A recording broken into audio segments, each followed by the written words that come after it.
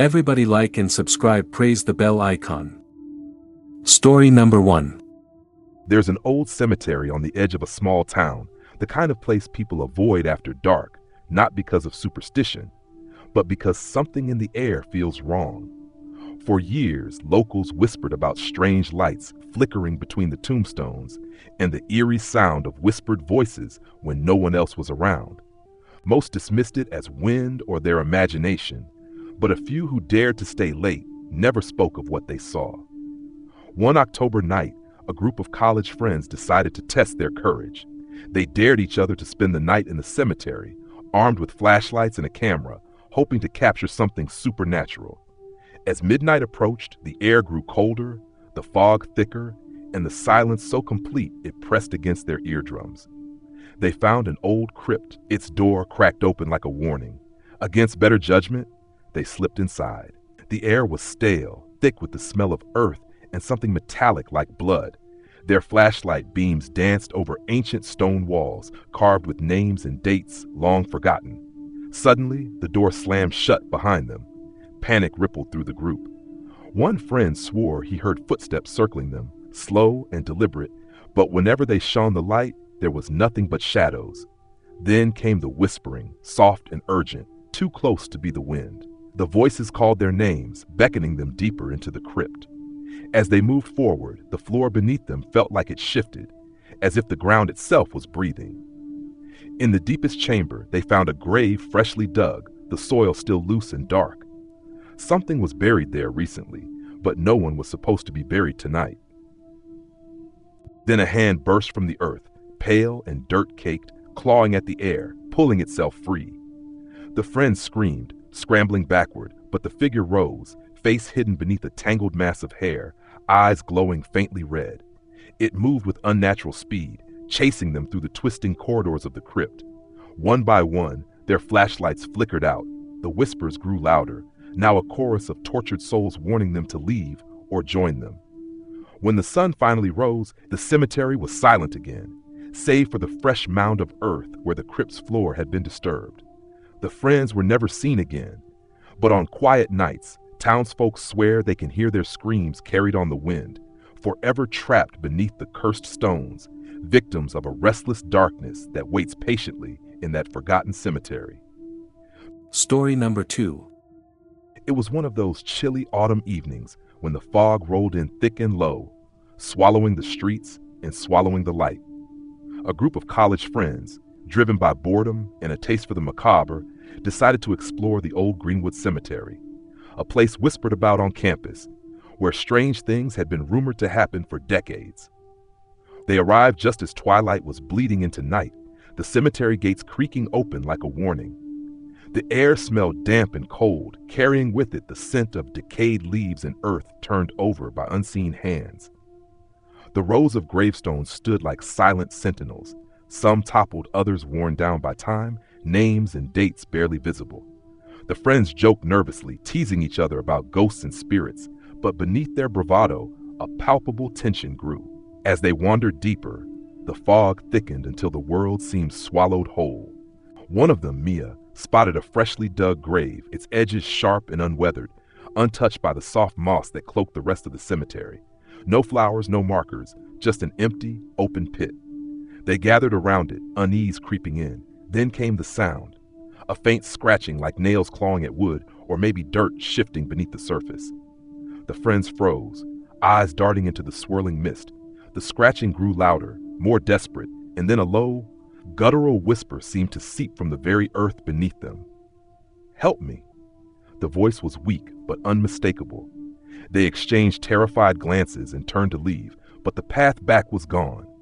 The fog had thickened into a wall, and the familiar shapes of the cemetery disappeared into shadow.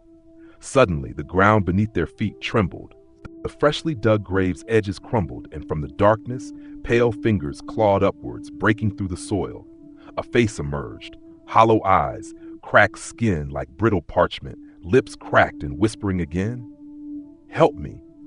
The friends screamed, stumbling backward, but one of them, Jason, tripped and fell near the grave. The hands shot out, grabbing him with a grip like iron. The others pulled at his arms, but the earth fought to keep him, tugging him down into the pit. His screams echoed and then cut off abruptly. As the fog finally lifted with the rising moon, only 4 friends remained on the cold earth, their breaths ragged, hearts pounding. Jason was gone, swallowed by the earth itself. When they finally found their way out, shaken and silent, the old caretaker was waiting by the gate. His eyes dark and knowing, he whispered, "That grave was never meant to be empty. The dead don't like visitors meddling in their resting place." From that night on, the friends never spoke of what happened, but Jason's absence haunted them forever. Some nights, when the wind moaned just right, they swear they can hear scratching, whispering, begging for help from the depths of Greenwood Cemetery. Story number 3. Late one autumn night, a group of friends dared each other to explore the old cemetery on the outskirts of their small town. The cemetery had been abandoned for decades, overgrown with weeds and crumbling tombstones, the air thick with decay and silence, broken only by the occasional hoot of an owl. The locals whispered that the place was cursed, that anyone who ventured in after dark never returned quite the same, if they came back at all. The friends crossed the rusted iron gate just as the moon slipped behind heavy clouds, plunging the graveyard into near-complete darkness. Their flashlights barely pierced the shadows, revealing gnarled trees that looked like twisted hands reaching for them. The cold seeped into their bones, and an uneasy feeling settled over the group. But pride and bravado pushed them forward. As they walked deeper, they noticed something strange. Fresh footprints pressed into the damp earth, weaving among the old graves. The prints were too small for any of them, and the spacing was uneven, like whoever made them was dragging a leg or moving awkwardly. One of the friends, Mark, joked it off as a prank, but the tension was unmistakable. Suddenly, a faint whisper floated on the breeze, barely audible but unmistakably human. It seemed to come from all directions at once, low and pleading. The friends stopped, hearts pounding. Then the whisper turned into a wailing cry, like someone mourning in agony. No one spoke. The flashlights flickered, and in that moment of darkness, something cold brushed past them, a chilling touch, like fingers grazing skin. They turned toward the oldest part of the cemetery, where the largest mausoleum stood, its iron door ajar. Something inside called to them, a quiet, desperate voice that pulled at their minds. Against their better judgment, they approached. As they peered inside, their lights caught a figure crouched in the corner, pale and gaunt, eyes glowing faintly with a sickly green hue. The figure whispered their names, one by one, recounting secrets only they knew, things they'd never told another soul. The friends tried to back away, but the ground beneath them seemed to shift. Suddenly, the tombstones around them began to crack and tremble as skeletal hands burst from the earth, clawing toward the surface. Panic exploded as the friends ran blindly through the maze of graves, the wailing cries growing louder and more frantic behind them. The cold touch followed, relentless and suffocating. One by one, the friends stumbled, trapped by unseen forces pulling them down into the earth. Only one managed to escape, her breath ragged, body trembling, eyes wide with terror. She looked back to see the cemetery return to stillness, the ground sealing itself as if nothing had happened. But in the distance, the mausoleum's iron door slammed shut with a deafening finality.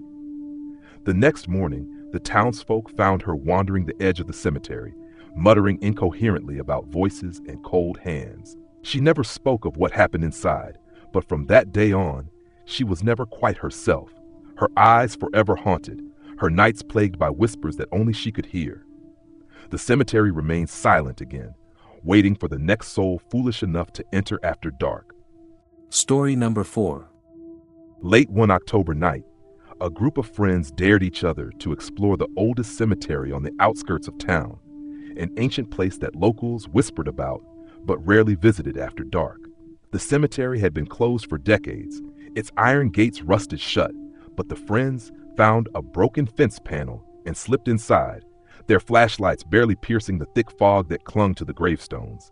As they wandered deeper, the air grew colder, and an eerie silence settled over them. No crickets chirped, no wind rustled the dead leaves. Only the sound of their footsteps on the cracked stones and the distant, hollow creak of a wooden sign swinging on its rusted hinges. One of the friends, Mark, joked nervously about the stories they'd heard, how some graves never stayed quiet, how restless spirits dragged themselves from the earth when no one was watching. They passed a row of graves that looked far older than the rest, weathered, nearly illegible headstones covered in moss. One grave in particular caught their attention. It was a child's grave, the name barely visible, Eliza. The date was from the 1800s. What unsettled them most was the tiny pair of footprints pressed into the dirt at the foot of the grave, too small and too fresh to be real. They looked as if someone had been standing there recently, barefoot in the cold earth. Suddenly a soft giggle floated through the air, barely audible but unmistakably a child's laugh. The friends froze, their breath fogging in front of them. They scanned the foggy shadows but saw nothing. The laugh came again, this time closer, echoing between the trees and stones like a whisper only they could hear. "Let's just get out of here," whispered Sarah, her voice shaking. They turned to leave, but the gate they had entered through was now firmly shut. The fence was unbroken, the gap they had slipped through completely closed. Panic set in. They pulled at the fence and the gate, but nothing budged. Their flashlights flickered as a cold wind swept through the cemetery, carrying the faint sound of tiny footsteps running around them, circling in the mist. Mark shined his light on the graves around them. One by one, the names on the headstones began to change, letters shifting into twisted shapes, spelling out words like stay, forever, and join us.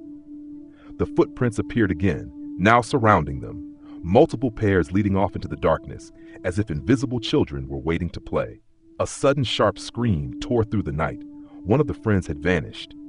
They called her name, but only the laughter answered, growing louder, echoing inside their heads. Shadows seemed to crawl out from the graves, twisting into ghostly figures with hollow eyes and broken smiles. The remaining friends ran, desperate and terrified, guided only by the dying light of their flashlights. When they finally burst out of the cemetery and into the street, the gate slammed shut behind them with a sound like 1,000 nails hammered into wood.